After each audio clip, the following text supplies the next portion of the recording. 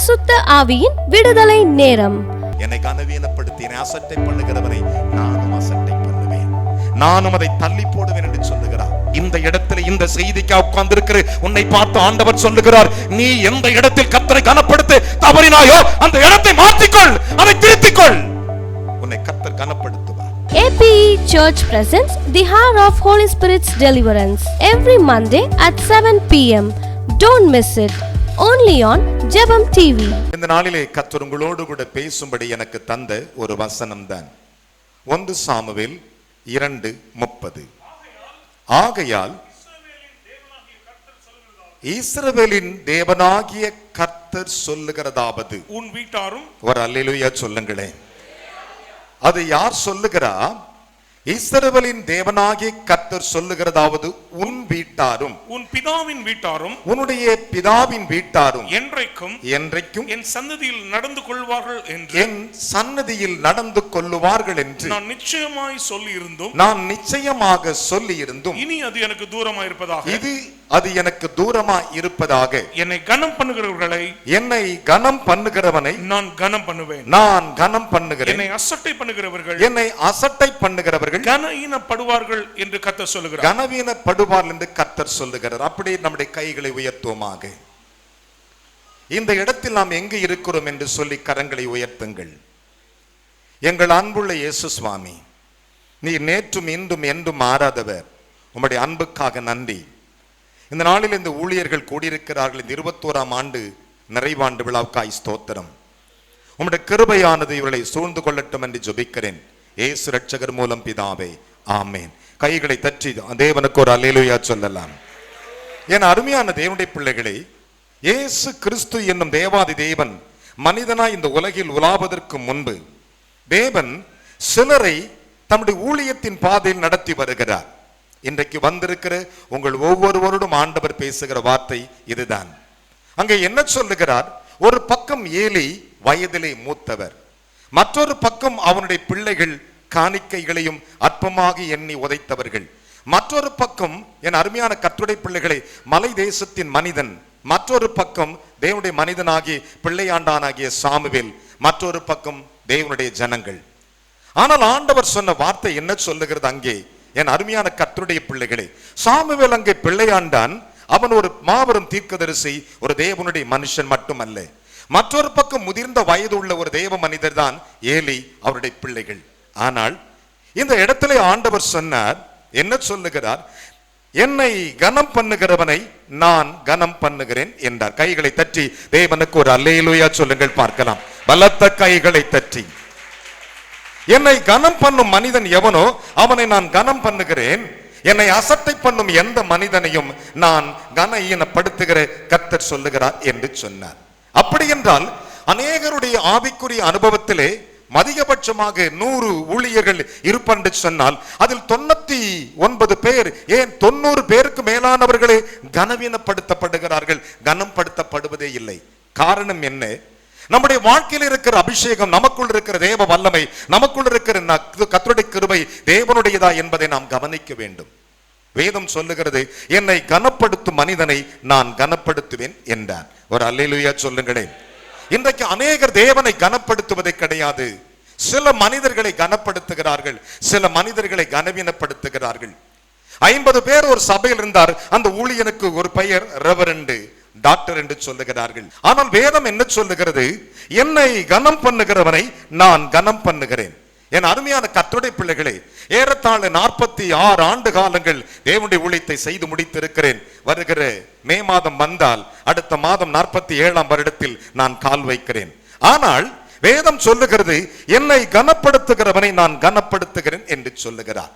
ஏன் தேவன் இந்த வார்த்தையை ஒரு பக்கம் ஊழியர் குடும்பமாகி ஏலியின் பிள்ளைகள், மற்றொரு பக்கம் மலை தேசத்து மனிதனாகி எல்கானா அவன் மகன் சாமுவேல் இருக்கிறார்கள், மற்றொரு பக்கம் கர்த்தருடைய பிள்ளைகள் இருக்கிறார்கள். ஆண்டவர் சொன்னார், என்னை கனப்படுத்துகிறவனை நான் கனப்படுத்துவேன். கைகளை தட்டி தேவனுக்கு ஒரு அல்லேலூயா சொல்லுங்களேன். என்னை யார் கனப்படுத்துகிறார்களோ அவர்களைத்தான் நான் கனப்படுத்துவேன். என்னை அசட்டை பண்ணுகிறவனை நான் அசட்டை பண்ணுகிறேன்.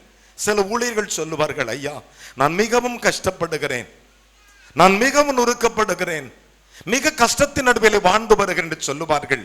ஒரு பக்கம் தேசத்திலே கர்த்தருடைய பிள்ளைகள் கனவீனப்படுத்தப்படுகிறார்கள். காரணம் என்ன? கனப்படுத்துவதை குறைத்து விட்டார்கள். நீ ஒரு சுவிசேஷகனாய் இருந்தால் அந்த சுவிசேஷத்தில் நின்று அவரை கனப்படுத்து, வேற எதையும் செய்ய வாஞ்சிக்காதே. நீ ஒரு பாடகனாய் கர்த்தர் உன்னை அபிஷேகித்தால் பாடலை மாத்திரம் பாடி பாடி அவரை கனப்படுத்து, வேற ஒன்றும் செய்து விடாதே. உன்னை போதகராக தேவன் அபிஷேகித்தால் போதகராக நில்லு, அவரை கனப்படுத்து, வேற ஒன்றும் செய்து விடாதே. என்னை கனப்படுத்துகிறவனை நான் கனப்படுத்துகிறேன் என்று சொன்னார். என் அருமையான கர்த்தருடைய பிள்ளைகளை, பழைய ஏற்பாட்டுகளின் கடைசி தீர்க்கதரிசியை தேவன் அனுப்பினார், மல்கியா என்னும் தீர்க்கதரிசியை. அவர் சொன்னார், மல்கியா குமாரன் பிதாவை கனம் பண்ணுகிறான். நல்ல கவனிங்கள், குமாரன் பிதாவையும் ஊழியக்காரன் எஜமானை கனம் பண்ணுகிறான். அப்படி என்றால் நான் பிதாவானால் என் கனம் எங்கே? நான் எஜமானன் ஆனால் எனக்கு பயப்படுகிற பயம் எங்கே என்றார். கைகளை தட்டி தேவனுக்கு ஒரு அல்லேலூயா சொல்லுங்கள் பார்க்கலாம். வேதம் சொல்லுகிறது, குமாரன் பிதாவையும், என் அருமையானவர்களே, நான் பிதாவானால் என் கனம் எங்கே என்றார். சிலருடைய ஆவிக்குரிய அனுபவத்தில் அதிகமாய் கனவீனங்கள் வருகின்றன, அதிகமாய் பாடுகள் வருகின்றன. காரணம் என்ன தெரியுமா? சாத்தான் என்று சொல்லுவார்கள். அது ஒரு பக்கம் கடந்த ஒரு குப்பை. கொஞ்ச நாள் நான் பிரகாசிக்கிறேன், அதன் பிறகு ஏன் நான் இப்படி இருக்கிறேன் என்று எண்ணுகிறோம். இல்லவே இல்லை. ஆண்டவர் சொன்னார், என்னை கனப்படுத்துகிறவனை நான் எப்போதும் கனப்படுத்திக் கொண்டே இருப்பேன். ஒரு அல்லேலூயா சொல்லுங்கள் பார்க்கலாம். அதைத்தான் மல்கியா மூலமாய் சொன்னார். என்ன சொன்னார்? நான், என் அருமையான கர்த்தருடைய பிள்ளைகளே, பிதாவானால் என் கனம் எங்கே என்றார். என் கனம் எங்கே என்று சொன்னார். மல்கியா 1:6. என் அருமையான கர்த்தருடைய பிள்ளைகளே, 2000 ஆண்டுகளுக்கு முன்பு இயேசு மனிதனாய் உலாவிக் கொண்டிருந்த பொழுது ஒரு சம்பவம் நடந்தது. என்ன நடந்தது? என் அன்பு தேவனுடைய பிள்ளைகளே, வேத வசனத்தை சற்று கவனித்து பாருங்கள். குமாரன் பிதாவை கனம் பண்ணுகிறான். ஒரு அல்லேலூயா சொல்லுங்களேன். குமாரன் பிதாவை கனம் பண்ணுகிறான். நீங்களோ அவரை அனுப்பின பிதாவை கனம் பண்ணவே இல்லை. ஒரு அல்லேலூயா சொல்லுங்களேன். பலத்த கைகளை தட்டி ஒரு அல்லேலூயா சொல்லுங்கள் பார்க்கலாம். குமாரன் பிதாவை கனம் பண்ணுகிறான். ஒரு நாளாவது நாம் அவரை கனம் பண்ணுகிறோமா? பண்றதே இல்லை. ஒரு நாளும் பண்றதில்லை. வேதம் சொல்லுகிறது, அவரை அனுப்பினவரை நீங்கள் கனம் பண்ணவில்லை.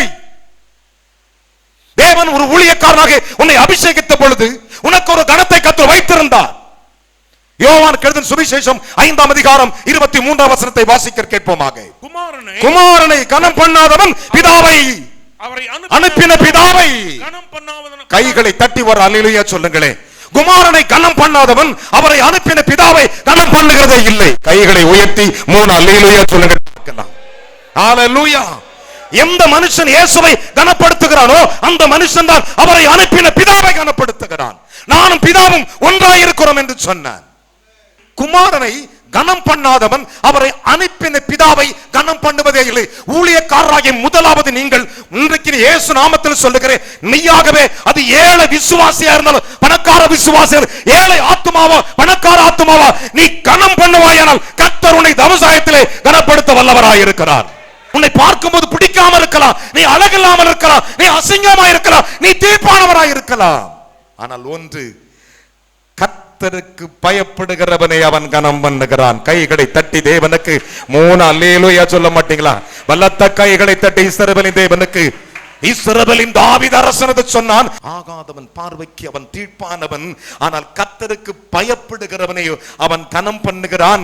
ஆணையிட்டதில் நஷ்டம் வந்தால் அவன் தவறாதிருக்கிறான். கைகளை தட்டி தேவனுக்கு 3 அல்லேலூயா சொல்லுங்கள் பார்க்கலாம். இந்த தேவ மனுஷர்கள் ஆண்டவரை கனப்படுத்துவதற்கு முழுமையான கனத்தை செலுத்துகிறீர்களோ அவர் உங்களை கனப்படுத்துவார். கையை உயர்த்தி அல்லேலூயா சொல்லுங்களேன். உங்க மனசாட்சி சொல்லி கேட்டு பாருங்க, நீ எந்தெந்த இடத்துல கனவீனப்பட்டிருக்கிறாய், நீ எத்தனை பேரை கனவீனமாய் பேசியிருக்கிறாய், நீ எத்தனை ஆத்துமாக்களை கனவீனமாய் நடத்தியிருக்கிறாய். அதை உன்னை மாற்றிக்கொள். ஆண்டவர் சொன்னார், என்னை கனப்படுத்துகிறவனை நான் கனப்படுத்துவேன், என்னை அசட்டை பண்ணுகிறேன் நான் கனவீனப்படுத்துவேன் என்று கர்த்தர் சொல்லுகிறார். தீர்க்கதரிசி சொல்ல கர்த்தர் சொல்லுகிறார்.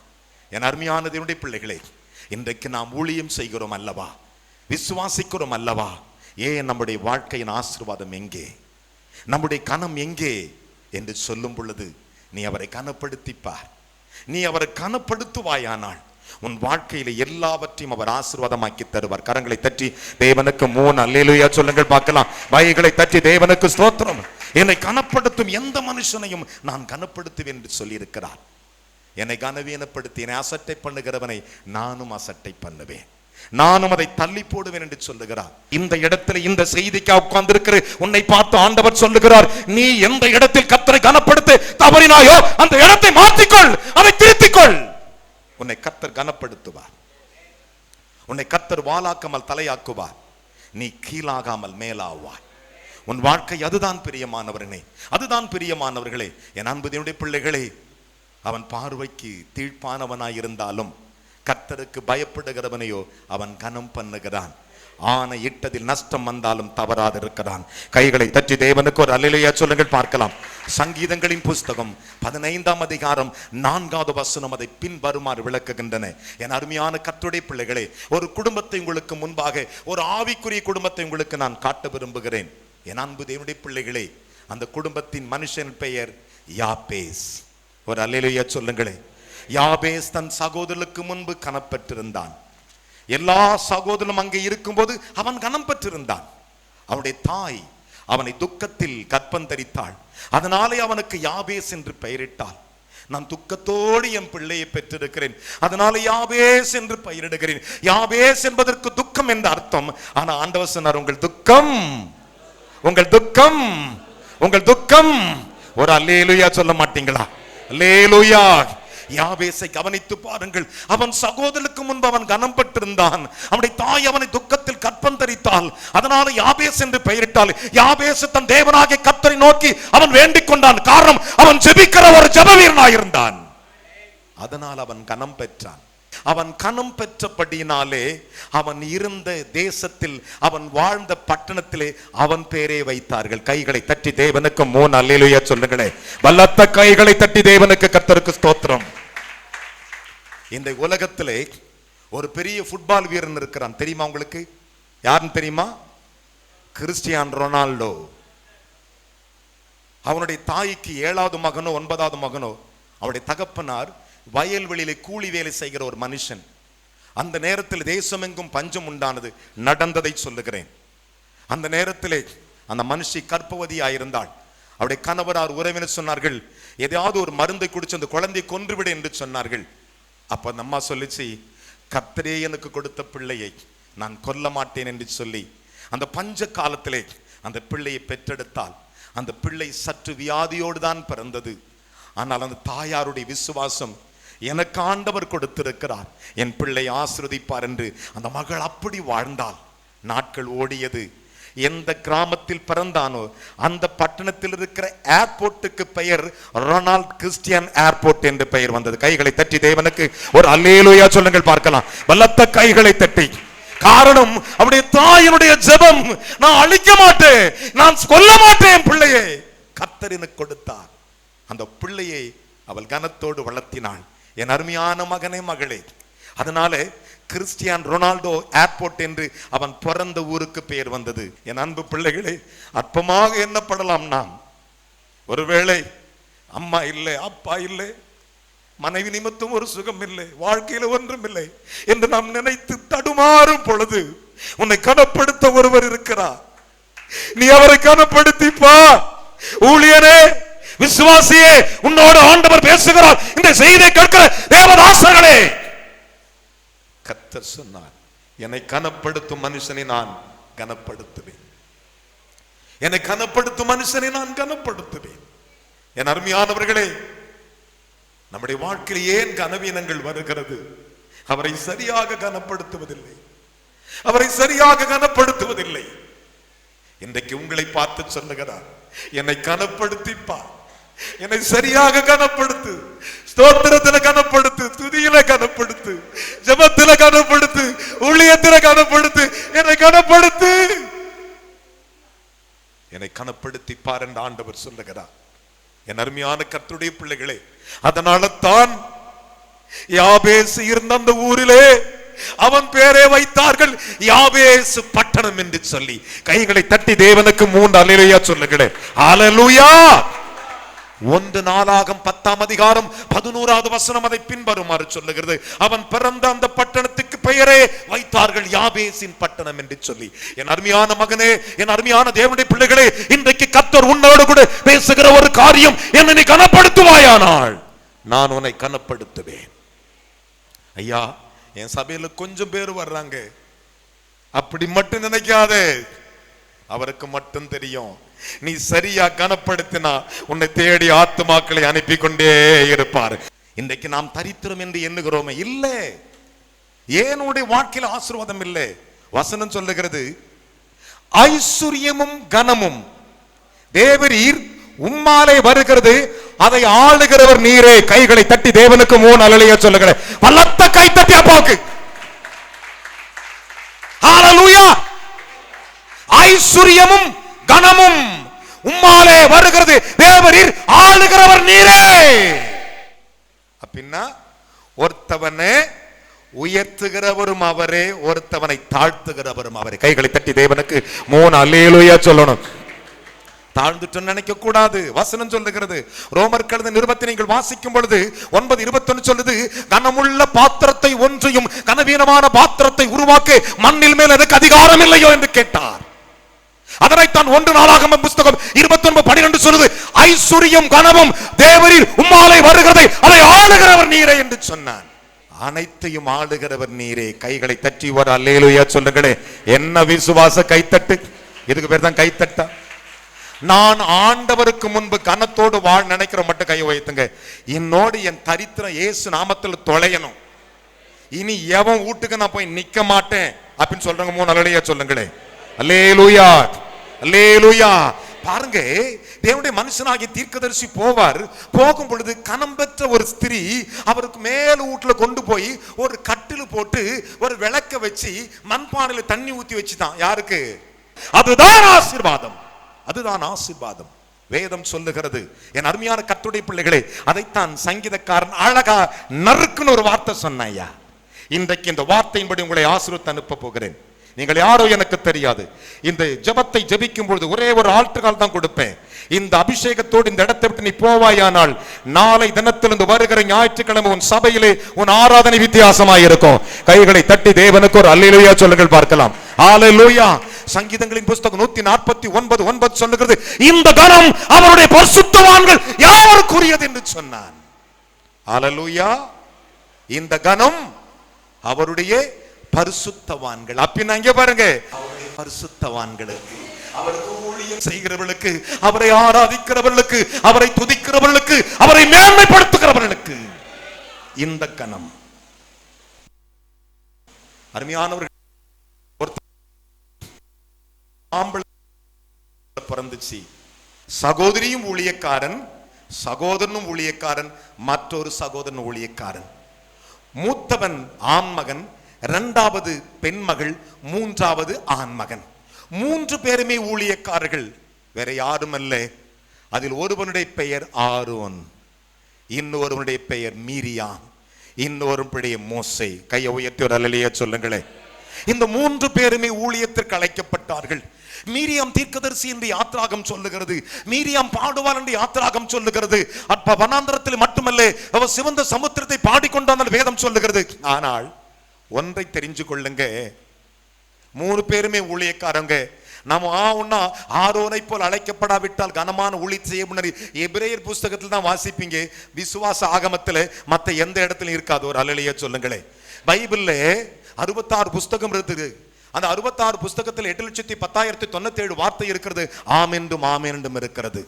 35,66,480 எழுத்து இருக்கிறது. இல்லை என்று ஒன்றுமே கிடையாது. கைத்தட்டி ஒரு அல்லேலூயா சொல்லுங்கள் பார்க்கலாம். ஆனால் நடந்தது என்ன? இந்த குடும்பத்தில் பிறந்த 3 ஊழியர்கள். ஆனால் தேவன் ஒருவனை குஷ்டரோகியாய் மாற்றினார். அவனோடு ஊழியம் செய்தார்கள். நடந்ததெல்லாம் உண்மைதான். கர்த்தர் சொன்னார், மோசே என்று கூப்பிட்டார். மோசே நின்றான். மகனே, நான் சொல்வதை செய் என்று சொன்னார். என்ன சொன்னார் தெரியுமா? உனக்கு நான் கொடுத்திருக்கிற கனத்தில் கொஞ்சம் எடுத்து நூனியின் குமாரனாகி யோசுவாவை அபிஷேகம் பண்ணு என்றார். கைகளை தட்டி தேவனுக்கு ஒரு அல்லேலூயா சொல்லுங்க. பலத்த கைகளை தட்டி கர்த்தருக்கு ஸ்தோத்திரம். எங்கே போனான் ஆரோன்? ஊழியர்களே, பரிசுத்தவான்களே, எங்க போன ஆரோன்? எங்க போன மீரியாம்? ஒரே குடும்பத்திலே பிறந்த அத்தனை ஊழியக்காரனையும் தேவன் புறம்பே தள்ளினார். வேதம் சொல்லுகிறது, இன்றைக்கு இந்த இடத்திலிருந்து போகும் பொழுது அட்லீஸ்ட் அவருடைய கனத்தில் இருக்கிற ஒரு துளி அபிஷேகத்தையாவது நீ எடுத்துக்கிட்டு போ. என் ஆகமத்தின் புஸ்தகம் 27ஆம் அதிகாரம் 15, 16, 17, 18, 19 வசனங்களை வாசிக்க. கர்த்தருடைய சபை மேய்ப்பன் இல்லாத சபை போல் இராதபடிக்கு. நல்லா கவனிங்க. ஒரு சபை நடத்துறவங்க உங்களுக்கு சொல்றேன், சபை வச்சிருக்கீங்களா? ஏன் உன் சபை சில நேரங்கள் ஆசீர்வாதம் தடுமாறுகிறது? வாசிக்கலாம். அந்த சபைக்கு முன்பாக போக்கும் வருத்தமா இருக்கும்படி அவர்களை போகவும் வரவும் பண்ணும்படிக்கும் மாம்சமான யாவருடைய ஆவிகளுக்கும் தேவனாகிய கர்த்தர் ஒரு புருஷனை அவர்கள் மேல் அதிகாரியாக ஏற்படுத்த வேண்டும் என்றான். கர்த்தர் மோசேயை நோக்கி ஆவியை பெற்றிருக்கிற புருஷனாகிய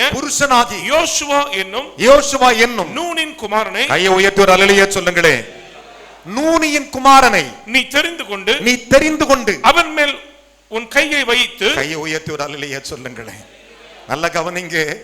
அவன் மேல் உன் கையை வைத்து அவனை ஆசாரியனாக எலெயாசாருக்கும் சபை அனைத்திற்கும் முன்பாக நிறுத்தி அவர்கள் கண்களுக்கு முன்பாக அவனுக்கு கட்டளை கொடுத்து, இஸ்ரவேல் புத்திரராகிய சபையார் எல்லோரும் அவனுக்கு கீழ்ப்படியும்படிக்கு உன் கனத்தில் கொஞ்சம் அவனுக்கு கொடு. கையை தட்டி ஒரு அல்லேலூயா சொல்லுங்களேன்.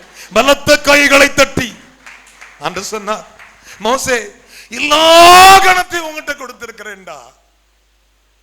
எல்லாருக்கும் முன்பு அந்த சபையை நடத்து. புருஷர்கள் 8 லட்சம் பேர் இருக்கிறாங்க, ஆம்பளைங்க பொம்பளைங்க லட்சம் பேர் இருக்காங்க. அதை நடத்துவதற்கு உங்ககிட்ட நான் கொடுத்திருக்கிறேன், கனத்துல கொஞ்சம் எடுத்து வைடா. ஒரு அல்லேலூயா சொல்லுங்களே. அருமையான ஊழியர்களே, பிள்ளைகளே, ஆண்டவர்கிட்ட நீ கேட்க விடுது, அப்பா எனக்கு கொஞ்சமாவது கனம் கொடுங்கப்பா. அப்பா, ஓ தேவதாசர்களே, பரிசுத்தவான்களே, நீங்கள் யாருன்னு எனக்கு தெரியாது. ஒன்றே, ஆண்டவரே, நான் வாழ்க்கையில தடுமாறக்கூடாது.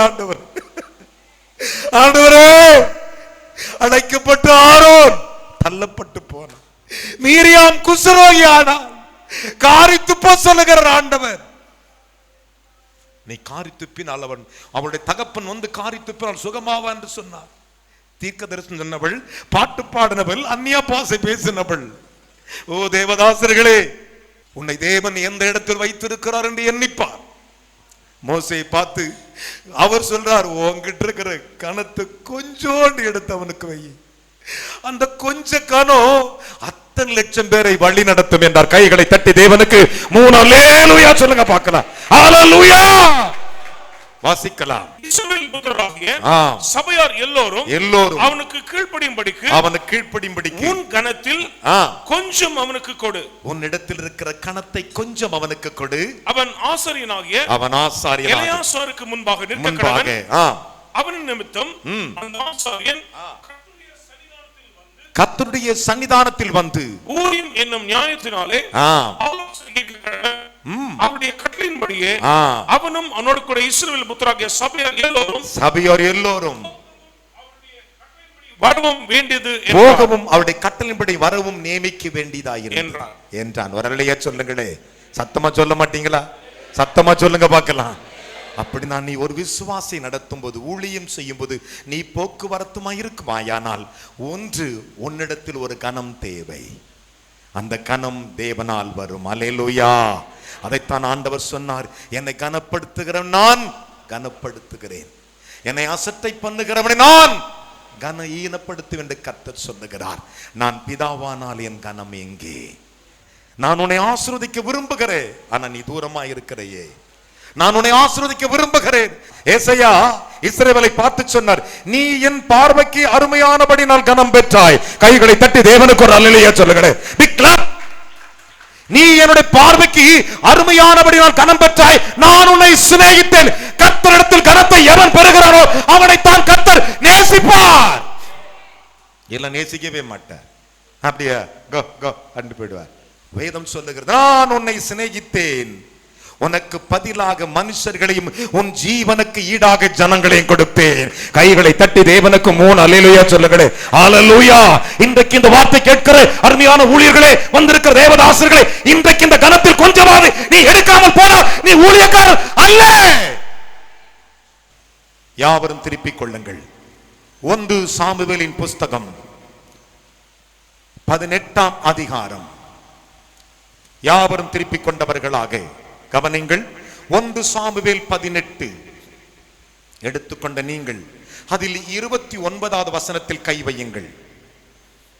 1 சாமுவேல் 18 29 கை வைத்து அதை முதலாவது தொடுங்கள். சவுல் இன்னும் அதிகமாய் தாவீதுக்கு பயந்து, ஒரு அல்லேலூயா சொல்லுங்களே. அவர் வாசித்தது காதல் விழுந்ததா? ஆகையால் சவுல் இன்னும் தாவீதுக்கு அதிகமாய் பயந்தான். ஒரு அல்லேலூயா சொல்லுங்களே. சவுல் கிறிஸ்தவனா நான் கிறிஸ்டியனா? சத்தமா சொல்லுங்களே. கிறிஸ்தவன். அப்படின்னா கர்த்தருக்கு அருவருப்பான கிறிஸ்தவன். அப்படின்னா கீழ்ப்படியாத கிறிஸ்தவன். அல்லேலூயா.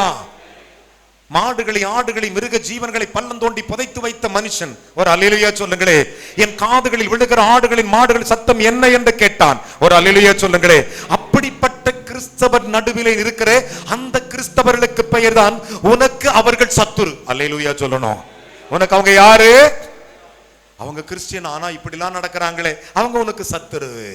அல்லேலூயா. வாசிக்கலாம். அவன் உயிரோடு இருந்த நாளெல்லாம் தாவீதுக்கு சத்துருவா இருந்தான். தாவீதுக்கு சத்துருவா இருந்தான். பெலிஸ்தருடைய பிரபுக்கள் புறப்படுகிற போதெல்லாம், நல்ல கவனிங்க, பெலிஸ்தருடைய பிரபுக்கள்னா பெரிய ஆட்கள். அவங்க புறப்படுகிற பொழுது தாவீது சவுலுடைய ஊழியக்காரர் எல்லாரையும் பார்க்கிலும், நல்ல கவனிங்க, இன்னைக்கு உங்களுக்கு ஆப்போசிட்டா ஒரு ஊழியம் இருக்கும். வராம்பரடே வராம்பர். சவுலுடைய ஊழியக்காரர்கள் எல்லாரையும் பார்க்கிலும் புத்திமானாய் நடந்து கொண்டார். ஒரு அல்லேலூயா சொல்லுங்களே. யாரு? தாவீது அரசன். தாவீதுனால பயம் வரணையா? உங்களை கண்டா பயப்படணும். ஒரு அல்லேலூயா சொல்லுங்களே. தாவீது புத்திமானாய் நடந்து கொண்டான். அவன் பேர் மிகவும் கனம் பெற்றது. அவன் பேர் மிகவும் கனம் பெற்றது. தாவீது புத்திமானாய் நடந்தான். அவன் பேர் வர வர கனப்பட்டது. இன்றைக்கு உன் பைபிள் அப்படி கீழே வச்சிட்டு, இருக்கிற இடத்துல கீழே வச்சிட்டு 2 கையை உயர்த்தி, ஆண்டவரே, நான் உம்மை கனவீனப்படுத்தியிருந்தால் என்னை ஒரு விசை மன்னியும். நான் எந்த இடத்தில் நான் மறுதலித்திருப்பேன், எந்த இடத்தில் நான் உமக்கு துரோகம் செய்திருப்பேன், எந்த இடத்தில் நான் ஆண்டவரே நான் வீம்பு பேசியிருப்பேன், எந்த இடத்தில் ஆண்டவரே நான் உம்மை கனவீனப்படுத்தியிருப்பேன். ஆண்டவரே, அன்றைக்கு மோசே, ஆண்டவரே, அவரோடு பிறந்த ஆரோன், மீரியாம் தள்ளப்பட்டு விட்டார்கள். நூனியின் குமாரனாகி ஜோஷுவாவை போக்குவரத்துமாய் இருக்கும்படி அவனை அழைத்து அவன் மேல் கை வைத்து, உன் கனத்தில் கொஞ்சம் கொடு என்று அவனை அபிஷேகம் பண்ண சொன்னீரே. ஆண்டவரே, அந்த அபிஷேகம், அந்த தாவீதின் அபிஷேகம் எனக்கு வேண்டும் என்று சொல்லுகிறவர்கள் உங்கள் கண்களை மூடிக்கொண்டு நான் உங்களோடு கூட ஜெபிக்க வாஞ்சிக்கிறேன். ஒரு சிறு ஜெபந்தான். ஆண்டவரே, என்னை அந்த கணத்திற்கு பாத்திரமாய் மாற்றும் என்கிறவர்கள் ஒரே ஒரு பல்லவியை பாடும்போது இருக்கும் இடத்தை விட்டு எனக்கு முன்பாக வாருங்கள். உங்களை கர்த்தர் ஆசீர்வதிப்பார்.